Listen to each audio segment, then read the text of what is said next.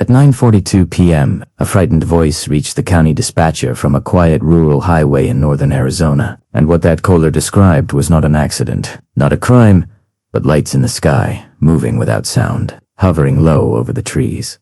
The call ended abruptly. When deputies arrived minutes later, the Whitmore family's vehicle was still warm. The doors were open, groceries were scattered on the pavement, and 4 people had vanished as if they had never been there at all.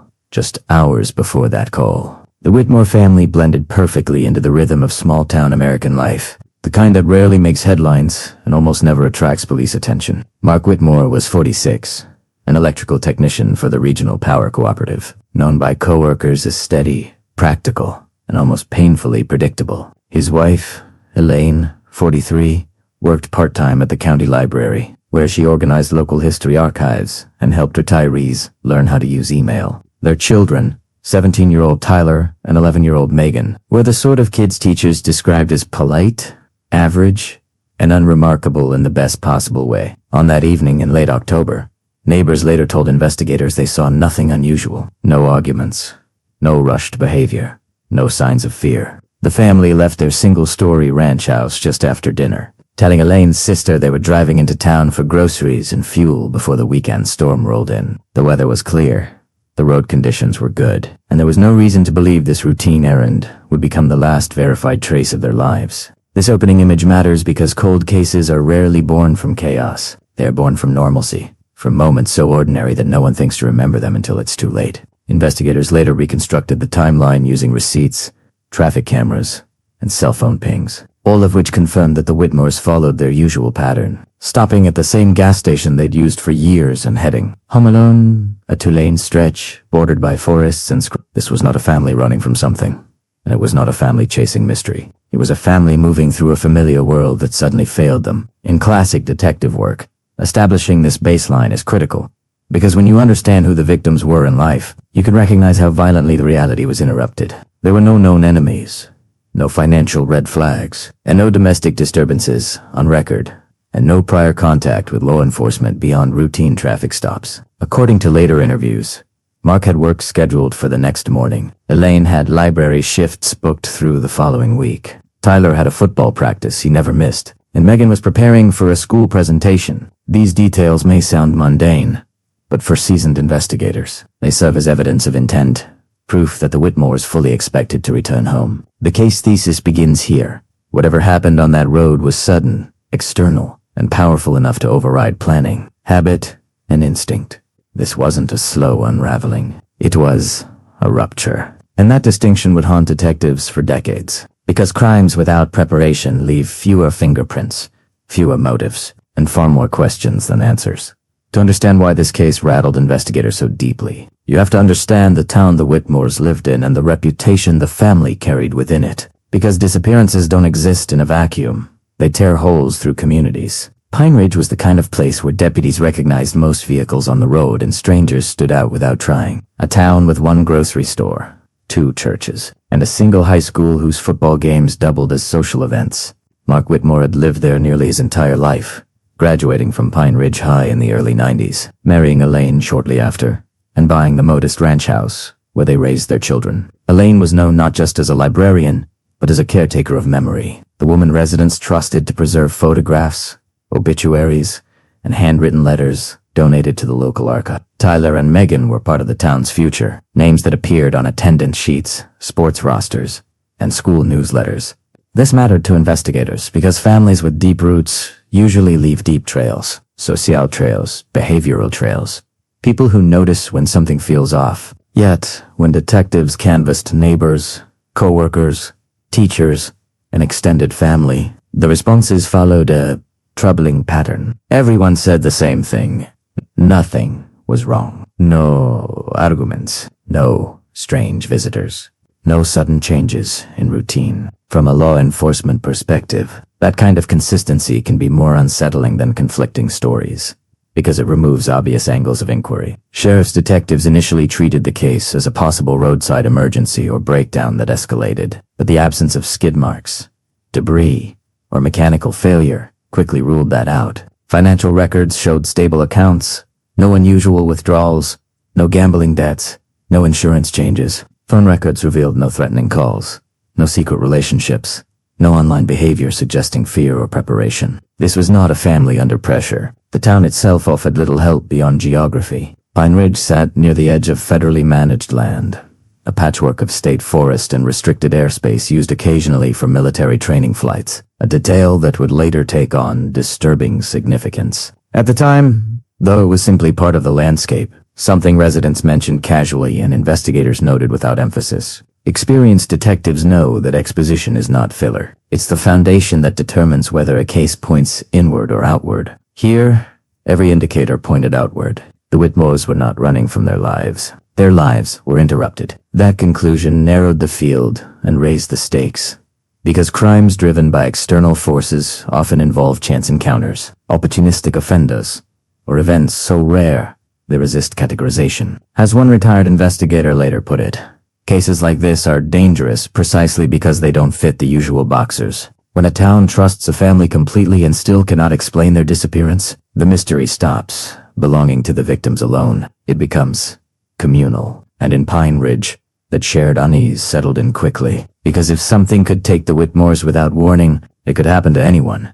The moment that transformed an ordinary missing persons inquiry into a case that would haunt investigators for decades occurred in less than 90 seconds. During a phone call that was recorded, logged, and replayed thousands of times. At 9:42 p.m., Mark Whitmore dialed 911 from his cell phone as the family drove along County Route 117, a dark stretch bordered by dense trees and minimal lighting. His voice was controlled at first, the tone of someone reporting something strange, but not yet threatening. He told the dispatcher they were seeing multiple lights hovering above the tree line, brighter than aircraft, moving slowly then stopping altogether. He emphasized that there was no engine noise, no blinking pattern consistent with planes, and no clear direction of travel. The dispatcher, following protocol, asked routine questions: location, vehicle description, direction of travel, and initially treated the call as a possible misidentification of aircraft or drones, which was not uncommon in rural counties near restricted airspace.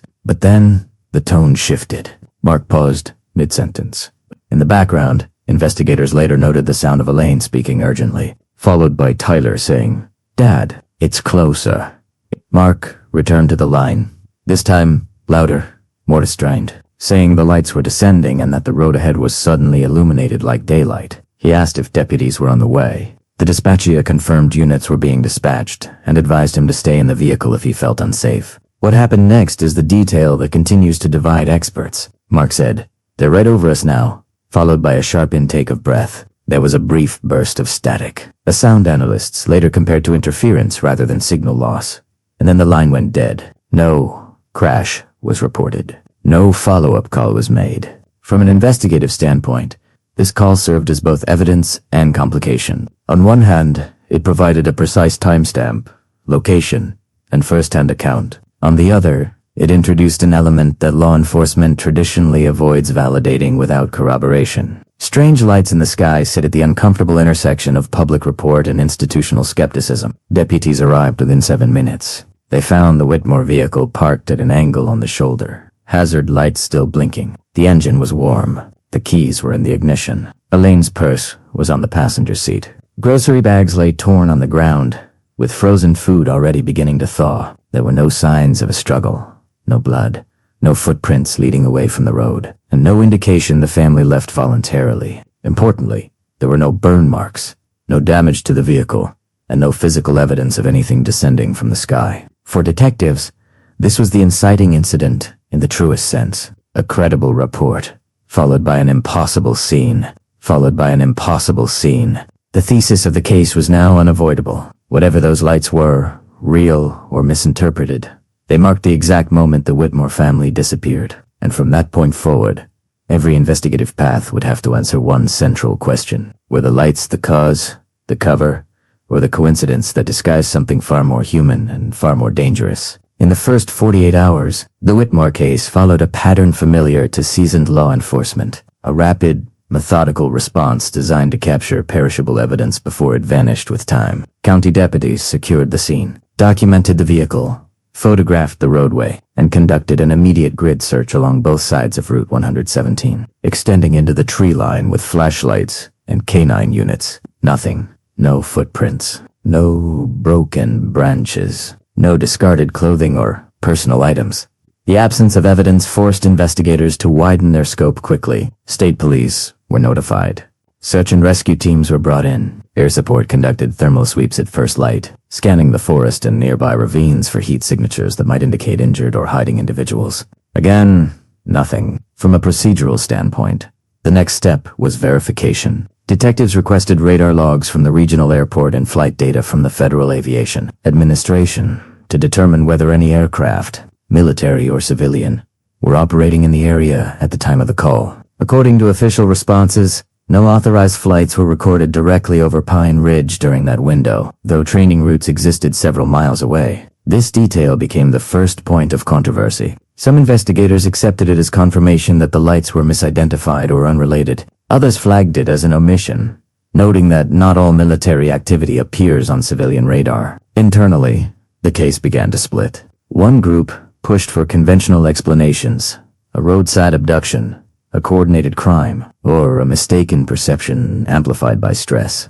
Another group argued that dismissing the content of the 911 call to early risked ignoring a critical lead. This tension shaped the investigation's early tone. Official briefings emphasized the missing persons aspect, avoiding public speculation about the lights, while privately, detectives interviewed residents who reported seeing unusual illumination that night, though none could place it precisely. Media interest surged, then cooled, as authorities offered few updates beyond assurances that the search was ongoing. In hindsight, this phase reveals a structural weakness common in complex cases. When evidence is scarce, institutional caution can slide into premature narrowing. The decision to deprioritize the lights, framing them as a distraction rather than a data point, influenced resource allocation and public messaging. For the Whitmores' relatives, this felt like dismissal.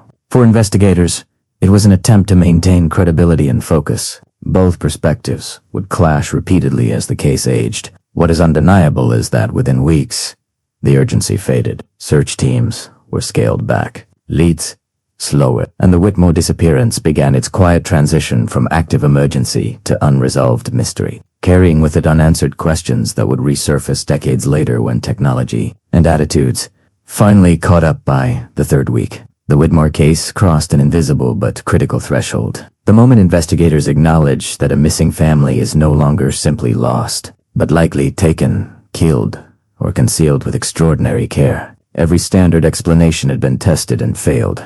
There were no ransom demands, no financial movements, no credible sightings.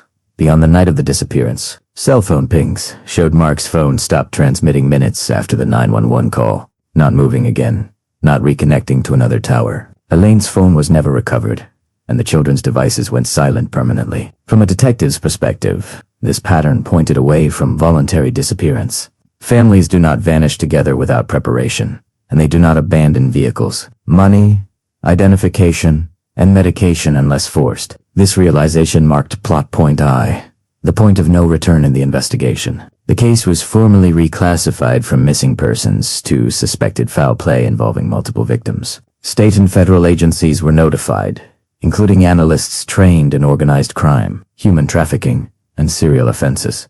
Despite the lack of evidence supporting any single theory, the road itself became a suspect. Investigators mapped every residence, hunting cabin, service road, and utility access point within a 10-mile radius, creating what they called a cold case cartography file, a visual system designed to identify hidden patterns in geography. Nothing aligned. Witness timelines conflicted only in their sameness. Everyone remembered the night as quiet. Too quiet. Too quiet. The public, sensing the shift, grew uneasy. Vigils were held. Tips poured in, then dwindled. Some callers claimed government involvement. Others accused neighbors. Each lead consumed time, energy, and hope, only to collapse under scrutiny. For detectives, this phase is emotionally dangerous. When a case offers no friction, no resistance, it can erode confidence and invite error. Yet procedure demands discipline. Evidence was preserved.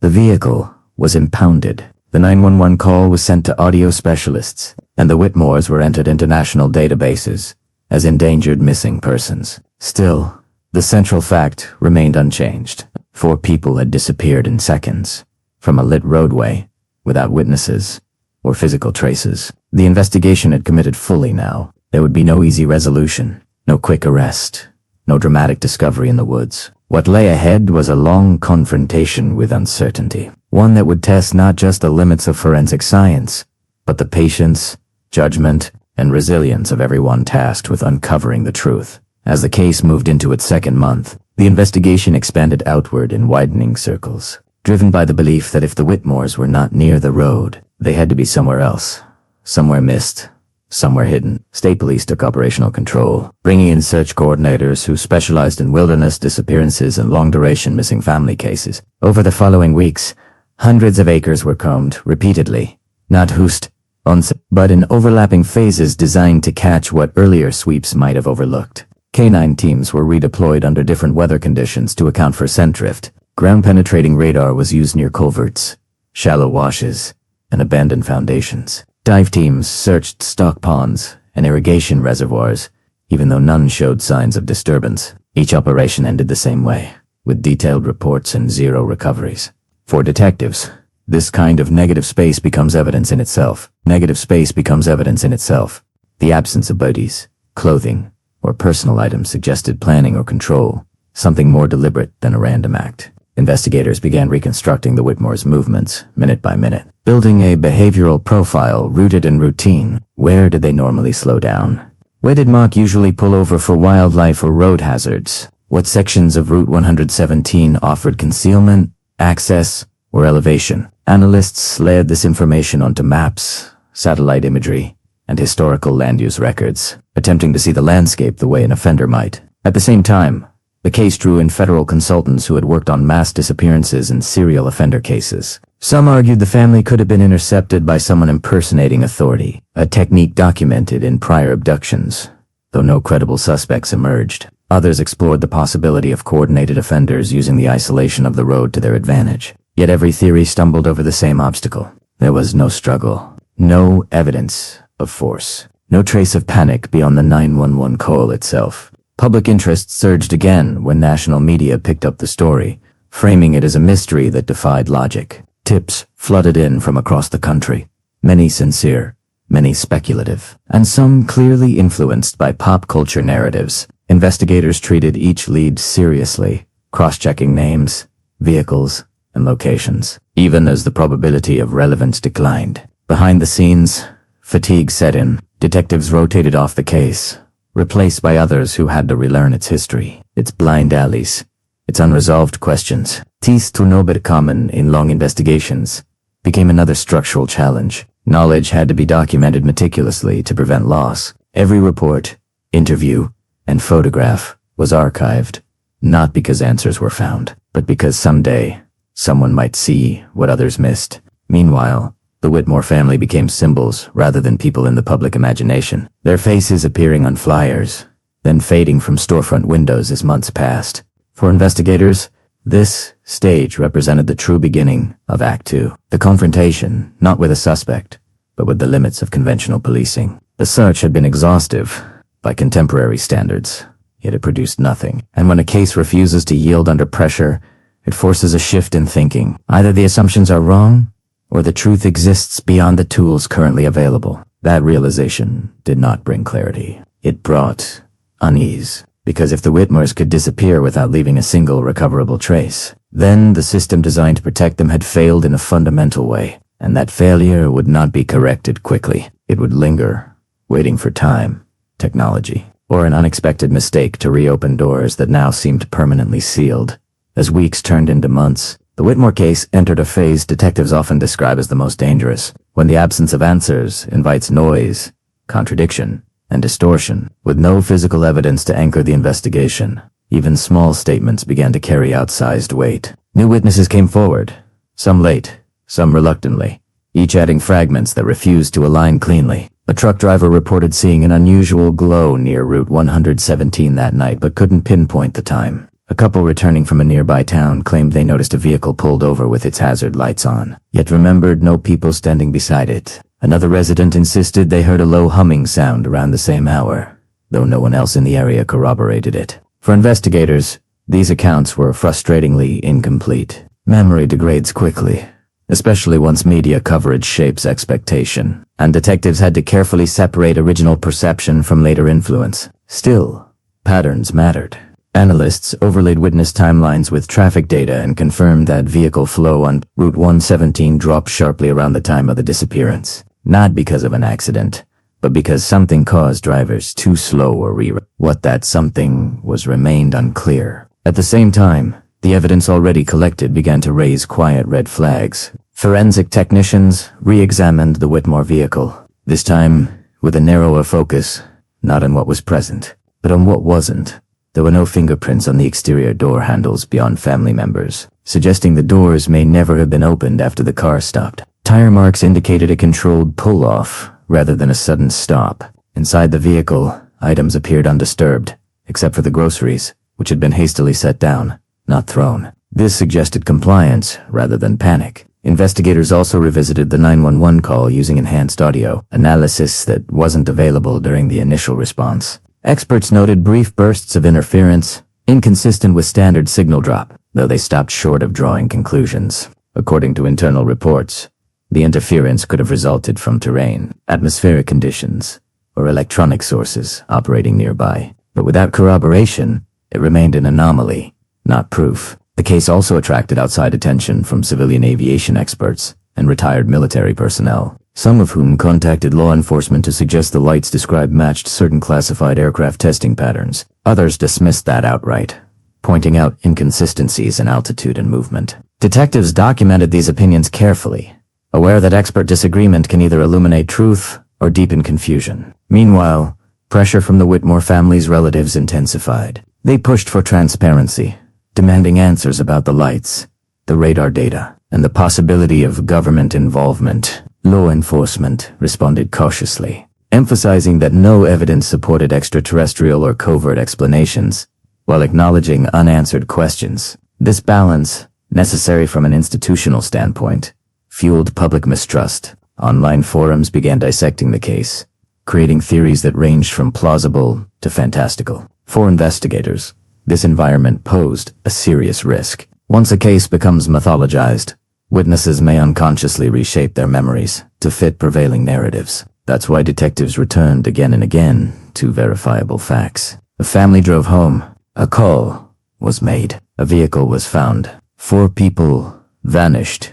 Everything else, no matter how compelling, had to be tested against that spine of reality. Yet even that discipline could not fully contain the strangeness creeping into the file. Conflicting witness accounts, unexplained signal interference, and a total absence of physical traces combined into a pattern that defied easy classification. At this point, the investigation faced a crossroads. Either the Whitmores had encountered an extraordinarily rare event, or the case was being misread at a foundational level. The challenge for detectives was deciding which assumptions to abandon without discarding the truth itself.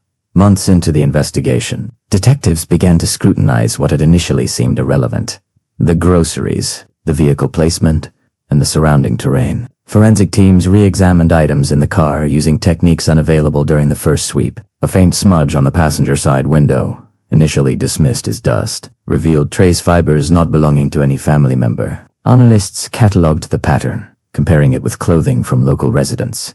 Though no matches emerged, tire impressions were photographed with 3D scanning technology, preserving microscopic details that could later be cross-referenced with construction vehicles and off-road trucks in the region. Even the scattered groceries told a story. Frozen vegetables had partially melted, indicating the car had been stationary for a brief window before the family disappeared, suggesting the interruption was sudden and external. Investigators also noted wildlife behavior near the road. Deer tracks intersected the vehicle path in a pattern consistent with disturbance during the estimated disappearance window. These small, mundane details collectively formed the skeleton of evidence. Though insufficient alone, they preserved temporal markers and environmental conditions, critical for any breakthrough. Detectives often say that dormant evidence waits for the right tool or technology, and in cases like the patience would become as important as persistence.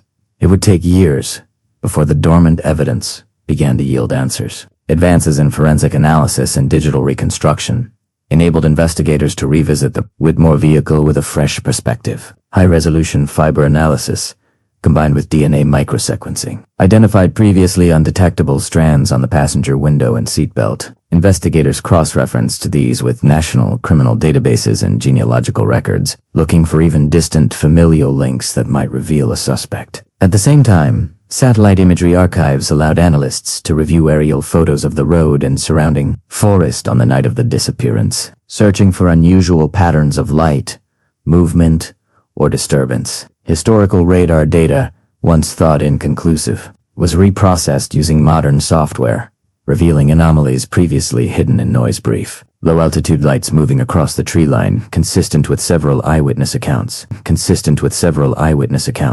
Combined, these threads suggested the family's disappearance had not been random, but involved an external presence. Something or someone capable of precise timing and control. Detectives, both active and retired, pored over the reconstructed timeline repeatedly, layering cell tower pings, weather patterns, and witness recollections. Each pass refined the window of events, narrowing the field of potential scenarios from dozens of possibilities to a handful of credible theories. The breakthrough did not immediately solve the case dos, but it provided a foundation on which prosecution, legal review, and community understanding could eventually be built. Technology had transformed previously inert data into a coherent pattern, and investigators finally had the first threads of a narrative, capable of explaining one of Pine Ridge's most confounding mysteries. With new forensic leads in place, detectives shifted focus toward potential suspects, constructing behavioral profiles designed to match the nature of the disappearance. Criminal profilers analyzed the Whitmores' routines, the location of the vehicle, and environmental evidence, concluding that the incident required someone with knowledge of both the road and the surrounding terrain. Investigators considered locals, transient workers, and individuals with military or aviation experience, given the unusual lights reported. Psychological profiles suggested a calculated abduction rather than a crime of passion. The suspect needed patience, planning, and an understanding of human behavior under stress. Law enforcement cross-referenced arrests in the region over the previous 5 years, seeking patterns of similar offenses, from disappearances to unauthorized access of restricted zones. Each candidate was meticulously vetted, alibis reconstructed, and every prior report revisited. Investigators also examined historical sightings of unusual lights or disturbances in Pine Ridge, uncovering minor reports dating back over a decade, none conclusive, but collectively suggestive of repeated, unexplained activity. Though the suspect remained unidentified, the process created a framework for understanding potential motivations, behavioral tendencies, and operational capabilities. Detectives emphasized that the Whitmores' compliance, the lack of struggle, and the methodical nature of the disappearance implied someone who could manipulate both environment and perception. By combining environmental science, witness accounts, and psychological analysis, law enforcement had constructed the shadow of a suspect, a theoretical blueprint, guiding every subsequent step of the investigation. Years later, the Whitmore file, once dormant, became a priority for specialized cold case units, a resurgence driven by both public pressure and technological innovation. Detectives reassessed prior evidence using next-generation forensic tools, including DNA microanalysis, enhanced audio reconstruction, and digital cartography. Each piece of dormant evidence fibers, vehicle impressions, and witness statements was re-examined for connections previously overlooked. Cold case analysts also tapped into genealogical databases, searching for familial links that could illuminate previously unidentifiable traces. Manuel. Procedural advances allowed investigators to map every reported sighting of unusual lights in a coherent pattern, highlighting potential zones of interest for further field searches. Interviews were revisited with new techniques in cognitive recall, reducing the impact of memory decay and bias. While public engagement campaigns encouraged witnesses who had remained silent for decades to come forward, this reinvigorated approach demonstrated the value of patience in investigations that resist immediate resolution. Although no arrest had yet been made, the renewed investigation created momentum, refining the timeline, narrowing suspect profiles, and providing families in the community with the first glimmers of hope. Investigators emphasized that even the most confounding cases could yield answers with persistence, innovation, and an unwavering commitment to uncovering truth. The Whitmore disappearance remained unsolved, but every measured step in this renewed inquiry brought the case closer to resolution than it had been in decades. After years of painstaking review, investigators began to notice a subtle but consistent pattern linking the Whitmore disappearance to other regional incidents. Cross-referencing missing persons reports, law enforcement identified 3 prior cases along similar rural routes where families or small groups vanished with no physical trace, each accompanied by reports of unexplained lights. Analysts compared dates, times, and environmental conditions, discovering a correlation with low atmospheric pressure and minimal moonlight, factors that could amplify visual misperceptions or facilitate deliberate concealment. Additionally, previously dismissed witness statements were reevaluated through digital forensics. Audio enhancement revealed faint background noises on multiple calls that suggested the presence of mechanical equipment, possibly drones or other small aerial devices. This midpoint revelation dramatically altered investigative strategy. What was once considered an isolated event now appeared part of a broader phenomenon, either natural or human-made, and investigators had to shift from single-family focus to pattern recognition, expanding the search radius, reviewing satellite data, and reconsidering regional personnel with specialized skills. The discovery injected new urgency into the investigation, offering the first credible narrative thread that could potentially explain the impossible circumstances of the Whitmore disappearance. For the detectives, it was a turning point. The case was no longer random, it had context, and context offered a path forward. Following the emergence of a regional pattern, investigators concentrated on identifying potential networks capable of orchestrating these disappearances. Behavioral analysts suggested that the sophistication implied premeditation beyond a lone actor. Detectives cross-referenced criminal databases, flight records, and employment histories for individuals with technical expertise in aviation, surveillance, or environmental manipulation. Interviews were conducted with neighbors, local pilots, and workers in the area, seeking inconsistencies or connections previously unnoticed. Investigators also revisited minor reports of trespassing, stolen vehicles, and break-ins, searching for common threads that could indicate preparation or reconnaissance. Manuel.